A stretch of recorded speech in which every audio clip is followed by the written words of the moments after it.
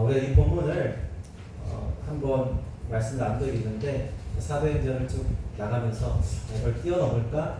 그런데 이제 강해 설교는 일반적인 설교랑 다르게 우리가 본래의 이러한 성서 원어적인 접근을 하면서 그래서 이 본문 속에서 충실하게 우리가 말씀을 생각하는 것이라 그냥 우리가 최근에 그렇게 오래되지 않았지만은 다시 한번 이렇게 말씀을 살펴보려고요. 그래서 사도행전의 연속성을 이어가려고 합니다. 벌써 7번째예요. 사도행전. 오늘 말씀은 우리가 잘 아는 말씀이고 많이 들었던 말씀이고 또한 이 사람에게 일어난 기적이 오늘날 우리에게도 있기를 우리가 소망하면서 이 말씀을 우리가 보기도 합니다. 본문에서 성전 미문에 항상 이렇게 놓여지고 사람들에게 구걸하는 한 사람이 있었습니다. 자, 그 사람은 성전 미문. 자, 성전에 들어가는 문이 여러 가지가 있는데 그 중에 미문이에요. 양의 문도 있고 미문도 있고 자, 문의 이름이 많이 있는데 자, 이 미자는 아름다울 미자예요. 그래서 아름답다는 뜻이에요. 아름다운 문. 성전으로 들어가는 아름다운 문에 그런데 아름다운 문 앞에 아름답지 못한 모습이 있어요. 이게 불협화음. 자, 가령 아름다운 미문 앞에 우리 자매님들이 딱 있으면 어울리는데 형제들이 있으면 안 어울리는. 근데 여기에 지금 구걸하는 거린이 그렇게 항상 거기에 있었다는 거예요. 그러니까 이 사람은 혼자서 올 수 없어요. 누군가가 데려다 놔야 하는 그러한 사람입니다. 자, 1절을 보니까 제9시 기도 시간에, 그러니까 이게 9시 기도 시간. 자, 9시는, 자, 예루살렘 이스라엘의 9시는 우리나라로 하면 오후 3시예요. 좀 있으면 오후 3시잖아요. 오후 3시는 상당히 오늘 상추 먹어서 다 졸릴 것 같은데 왜 안 좋으시죠? 특별한 날인데 상추가 효과가 없네요. 맛만 좋고 효과가 없어요. 졸리는 효과가. 자, 오후 3시에 일상생활에 사실 일하는 시간에 가장 여러분 오후 3시에 직장에서 사라지면 안 되겠죠? 사실은 오후 3시라는 시간이 보통의 일과에서는요 한낮이에요. 가장 열심히 일할 시간이에요. 그런데 이들은 오후 3시 가장 일할 시간 그렇잖아요. 이때 뭐래요? 하나님을 만나요. 이게 참 우리가 이것을 생각하면은 이게 이스라엘 사람들 하나님의 백성들이 이 땅을 살아가는데 중요한 원리였구나. 사람들은 그 시간에 가장 일을 해야 되고 가장 자신의 어떠한 것을 쏟아부어야 되는 그 시간에 다른 것 아닌 하나님께 나아가 기도했다라는 것. 자, 그래서 오후 3시에 기도하러 성전에 올라가고 있었다는 거예요. 그리고 다시 말씀드리면 여기 제9시 기도 시간은요 유대인들이 지키는 전통적인 기도 시간이에요. 이것은 뭐예요? 거의 습관적인 관례적인 그러한 기도 시간이었습니다. 그리고 하나님께 기도하고 찬양하는, 그러니까 가서 기도만 하는 것이 아니라 찬양하고 또한 말씀을 읊조리고 그렇게 하는 것. 그러니까 그들이 개인적으로 할 때요. 자, 이 무릎을 꿇고 그다음에 머리를 무릎에 쳐갖고 그리고 그렇게 기도해요. 기도하고 그다음에 또한 성전 벽에 그들이 또한 서서 지금도 그래요. 그렇게 말씀을 읽으며 하나님의 자비와 긍휼을 기도하는 그러한 사람들인데 베드로와 요한이 이거 구약의 풍습이잖아요. 그렇죠. 이거 제가 전통 기독사니까 예수님 모신 다음에 생긴 게 아니에요. 이전부터 하던 거예요. 이전부터 하는 거지만 하나님께 기도하는 것은 또한 예수님이 성전을 정화하면서 내 집은 만민이 기도하는 집이라 하신 그 말씀에 비추을 때 여러분 구약과 신약을 통해서 동일하게 하나님께 나아가서 우리가 해야 될 것이 무엇이냐? 바로 기도, 찬양, 예배 이거예요. 그러한 것들을 이렇게 역시 따라서 지켰다는 거예요. 특별하게 다르게 하는 것이 아니라 이전에 있던 좋은 그리고 아름다운 전통은 초대교회가 따랐다는 거예요. 여러분 이것을 우리가 볼 수 있어야 됩니다. 근데 이것이요 사실 교회들이 잘 하지 않아요. 저는 사실 카톨릭 알면서도 잘 몰라요. 근데 만약에 카톨릭이라 하더라도 그들이 그 이단적인 태양신 숭배와 관련 없이 순수하게 초대교회부터 만약에 해왔던 그런 전통이 있다. 그리고 성경적이다. 그러면은 이 개신교도 하는 것이 옳겠죠. 근데 대개는 안 하려고 해요. 그게 사실은 그런 부분이 있습니다. 그렇지만 오늘 성경 보세요. 베드로와 요한과 초대교인들은 과거 구약에 하나님께 드려지는 하나님께 찾아가는 하나님께 기도하는 그 전통을 그들은 지켰다는 여러분 이거 우리가 잘 생각해야 됩니다. 그리고 우리가 시대가 바뀌면서 여러 가지의 모습은 바뀔 수 있지만 그 근본적인 우리가 하나님께 나아가는 하나님의 백성으로 하나님께 우리의 모든 것을 아뢰고 또한 하나님을 의지하는 이러한 삶의 태도가 우리에게 대단히 중요합니다. 여러분 그래서 기도는 습관이고 그냥 생활의 일상의 모습이 되어야 되는 것이죠. 그래서 날마다 이렇게 하나님께 나아가 기도하는 그러한 모습이 대단히 중요합니다. 제가 최근에 새벽기도 시간에도 말한 적이 있어요. 요즘에 새벽기도 안 올리는데 왜 안 올려라고 말하는 분이 한 분밖에 없어요. 근데 어쨌든 새벽기도는 그동안 안 빼먹고 다 했죠, 권사님? 네. 새벽기도가 우리에게 굉장히 큰 어려움이다. 그런 얘기를 한 적이 있어요. 이게 구약의 전통도 아니고요. 신약의 초대교회 전통도 아니에요. 오직 어디만 있을까요? 한국에만 있어요. 한국에만. 그런데 이게 또 그 한국 교회에 아주 이게 뭐라고 말할 수 없을 수도 없고 계속하다 또 문제고. 그 요즘에는 또 그 교계 신문에 보면요, 도시 교회 중에 젊은 사람들을 전도하는 좀 신세대 목사들이 새벽기도를 없애요. 아예 안 해요. 그러니까 사람들이 많이 온다고 막 광고해. 야, 새벽기도 안 하니까 더 많이 온다고.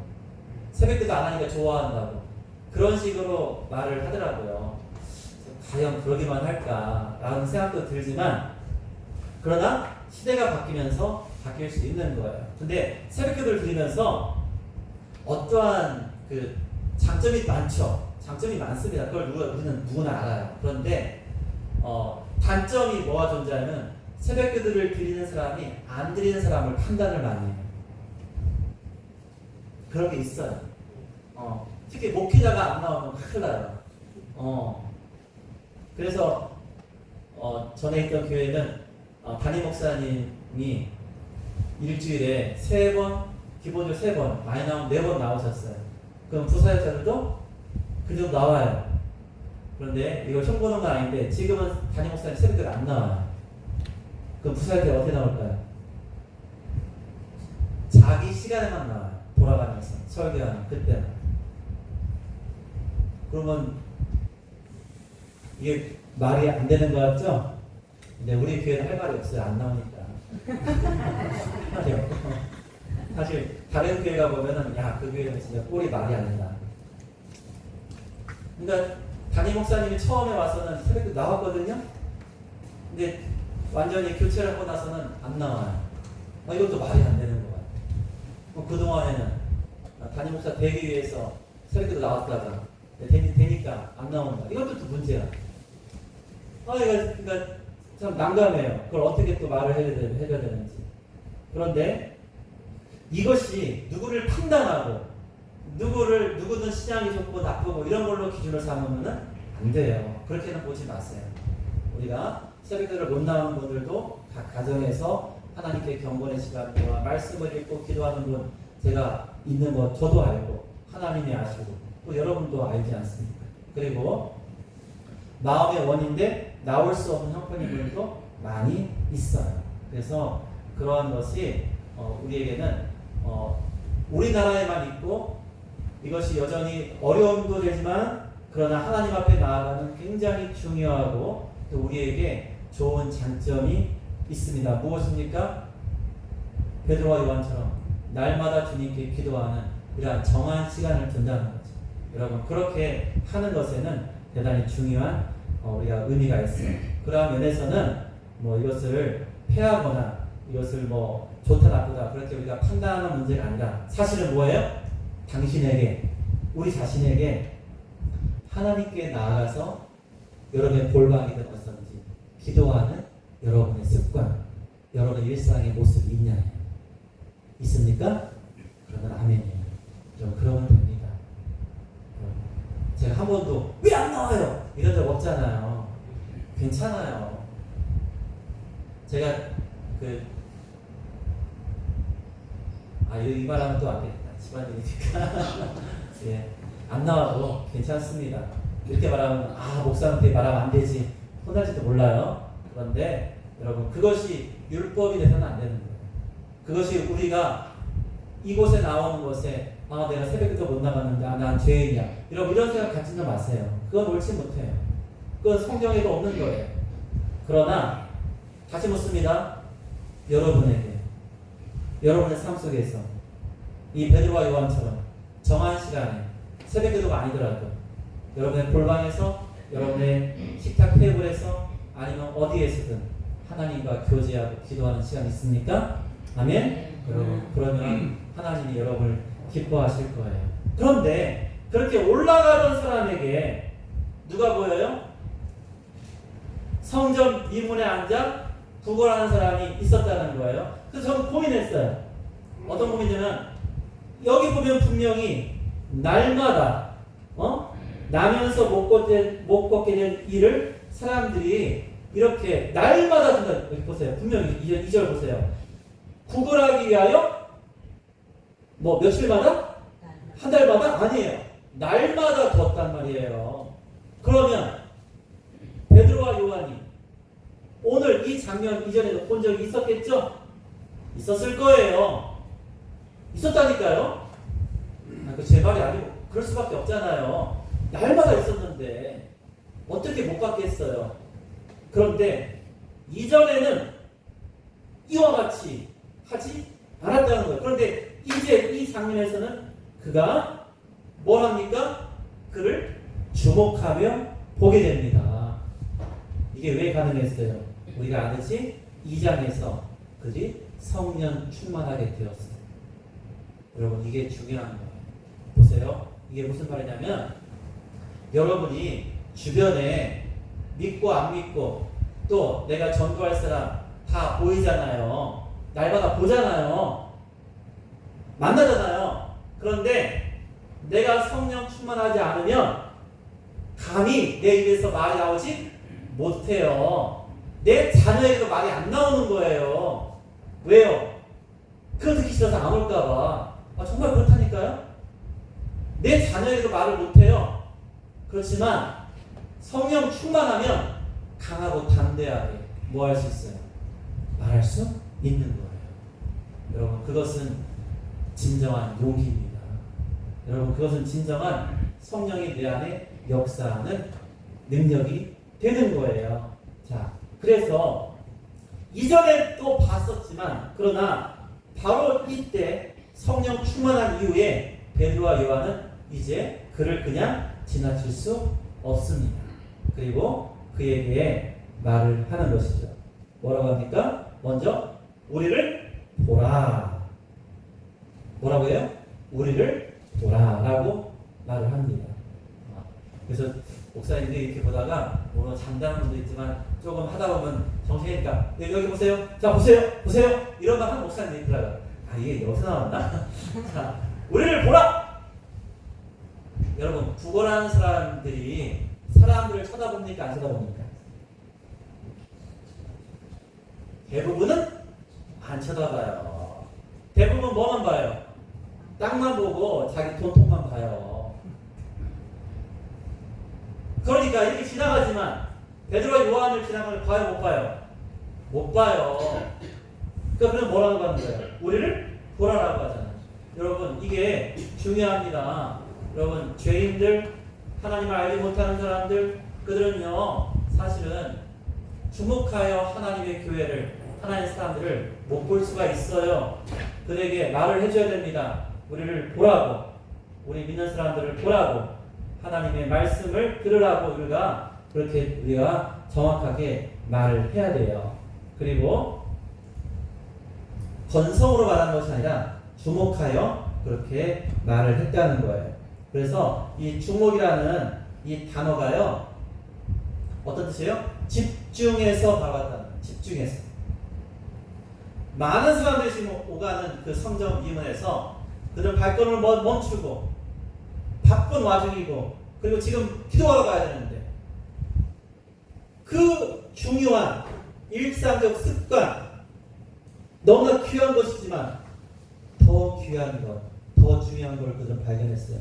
이게 뭐예요? 앉아서 구걸하는 이 사람의 영혼, 그를 구원하고자 하는 하나님의 마음, 그것이 그를 주목하게 만듭니다. 자, 그래서 이제 말을 합니다. 은과 금은 내게 없지만. 자, 이건 뭐예요? 원래 이 구걸하는 이 안진뱅이가 원하는 거죠? 그렇죠? 네가 원하는 은과 금은 없어. 그러나 내게 있는 것을 내게 준다. 근데 뭘 준다는 거예요? 너에게 나음을 주겠다. 그리고 그것은 다른 것이 아니라 나사렛 예수 그리스도, 나사렛 예수 그리스도의 이름으로 일어나 걸어라 라는 치유의 은혜를 그에게 베풀어 주는 것이에요. 자, 그리고 더 중요한 것은 뭐예요? 자, 은과 금이 있어도 안 될 것 같아요. 우리가 뭐 어릴 적에 학교 선생님들이 그런 얘기 많이 했어요. 고기를 주지 말고 뭘 하라고요? 낚시하는 방법 또는 낚싯대를 주라고 하잖아요. 그래야 뭐 하는 거예요? 잠깐의 그러한 적선이나 또는 도와주는 걸로 한 끼, 두 끼 이렇게 연명하는 것이 아니라 평생 자기 스스로 살아갈 수 있는. 자, 여러분, 은과 금을 그 돈통에 넣어 줘봤자 이 거름뱅이의, 이렇게 말하면 좀 그러네요. 이 안진뱅이의 삶은 바뀌지 않습니다. 절대 안 바뀌어요. 그 은과 금은 누가 가져가요? 이 사람을 여기에 둔 그 사람이 가져가요. 그들이 가져가요. 그리고 또 벌어오라고 이 안진뱅이는 또 거기에 앉아 있어야 되는 거예요. 야, 대박 났네. 야, 성전님은 여기 좋은 자리네. 너는 맨날 가야 돼. 아마 더 좋아할 거예요. 더 쉬지 않고 갖다 놓을 거예요. 그러니까 우리가 세상의 수단과 세상이 원하는 것을 가지고 세상 사람들 대해봤자 그들은 잠깐 좋아하는 것 같지만 그러나 하나님께로 돌아오는 것이 아니라는 거예요. 더 중요한 건 뭐예요?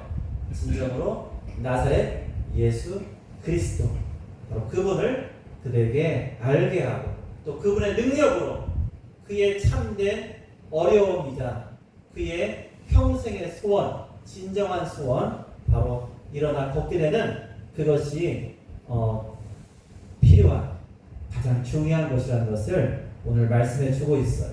자, 보세요. 우리가 뭐 어렵다 해도 그래도 지금은 어려운 게 아니에요.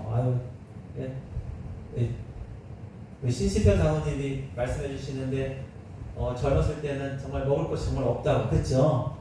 장로님 이런 말씀해 주시는데 저는 어렸을 때 이해된다니까요. 저도 정말 어려워가지고 제가 말씀드렸는데 그 쌀을 구워 못한 적이 있어요. 어릴 때 제 기억이 남아요. 맨날 밀가루 맨날 이거 띄워 먹는 게 뭐죠? 수제비. 쌀 구경을 못한 적이 있어요. 어릴 때 기억이 남으니까 그 쌀을 어머니가 저한테 심부름을 시켜요. 2살에 듣는 적에 물문다리가 뭐냐면 저희 금강하고 이 바다하고 이제 막는 물문. 그래서 하천과 그러니까 큰 강하고 사이에 막는 물문에 다리가 있고 거기 가게가 있어요. 거기 가게집에서 옛날에 조그만 전방도 쌀을 팔았어요. 그래서 거기 가가지고 쌀 한 대만 받아와요. 한 대가 얼마큼이에요? 요만큼. 그러면은 한 가족 하루 먹어요? 모르겠네요. 그때는 한 끼겠지. 근데 그런 식으로 심부름을 했어요. 지금은 그런 일이 지금도 굶는 분이 있다고 하지만 그러나 거의 대부분 우리나라는요 너무 잘 살아요. 정말 잘 삽니다. 그리고 예전에는 막노동 하는 분들이 얼마나 힘들었어요. 요즘에는 그런데 막노동이라는 말도 안 써요. 그리고 굉장히 많은 소득도 얻게 되는 현장이 되었어요. 그런 거 보면은 많이 좋아졌어요. 그런데 그러한 세상에서 변함없이 사람들은 힘들어하고 고통하고 그리고 갈구하는 것들이 있습니다. 그러므로 교회는 그러한 것들을 진정 그들의 영혼의 갈증, 갈망을 채워줄 수 있는 그 해답은 뭐예요? 오직 예수 그리스도를 그들에게 전해야 한다는 것입니다. 자, 3장 7절에 보니까 자, 오른손을 잡아서 일으킵니다. 그랬더니 그가 곧 발과 발목에 힘을 얻어 뛰어 일어나 걸으니라. 여러분, 이거는요 엄청난 사건입니다. 오늘날 의학으로 고치면은 여러분 고쳐도 바로 일어나 뛰어 걷지 못합니다. 몇 달 걸렸어요? 저희 아버님 혈수를 받고 이렇게 일어나서 지금 걸어 다니시면 이게 6개월 이상 걸린 거예요. 최소.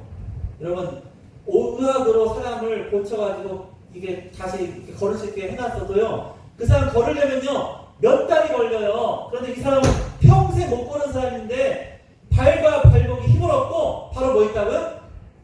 뛰어다녔다는 거. 여러분 이게 진짜 기적인 거예요. 하나님이 안 하면 할 수 없는. 그러니까 잠깐 일어난 흉내가 아니라 그냥 잠깐 그냥 일어났다 앉은 것이 아니라 여러분 그가 뛰어다니고 걸어다녀요. 걷는 것을 넘어서 일어나 뛰었다는 거예요. 여러분 정말 대단한 하나님의 능력이 지금 역사하는 거예요. 그래서 9절에 보니까 모든 백성이 이것을 보고 하나님을 뭐예요? 하나님께 찬송하는 거 보고 심히 놀랄 수밖에 없어요. 그러니까 이것은 왜 그럴까요? 그 모든 사람들이 날마다 본 사람이기 때문에. 하나님이 이 사건을 통해서 지금 원하시는 것이 있어요. 첫째는 이 성전 미문에 앉아서 구걸하는 이 사람을 구원하실 뿐만 아니라 바로 그를 구원하신 하나님의 능력을 통해서 많은 자들이 지금 세워진 초대교회를 통해서 하나님의 구원의 역사를 더욱더 흥왕케 하시기 위한 그러한 모습이다라는 것을 우리가 보게 됩니다. 그래서 모든 사람들이 그가 찬송하는 것을 보고 살아계신 하나님을 보게 되며 그것을 궁금해하는 그러한 장면이에요. 여러분 우리 삶에도 이와 같은 기적이 필요합니다. 왜냐하면 우리 모두가 제가 말씀드렸지만 우리가 풍족하고 잘 살수는 모르지만 그러나 여전히 마음의 근심과 고통 여러 가지 문제 속에서 우리에게는 치유와 회복이 필요한 존재이기 때문이에요. 그래서 우리가 수없이 찾아다니고 찾아서 먹고 또 좋은 방법을 행하는 그 노력만큼 하나님께 나아오세요.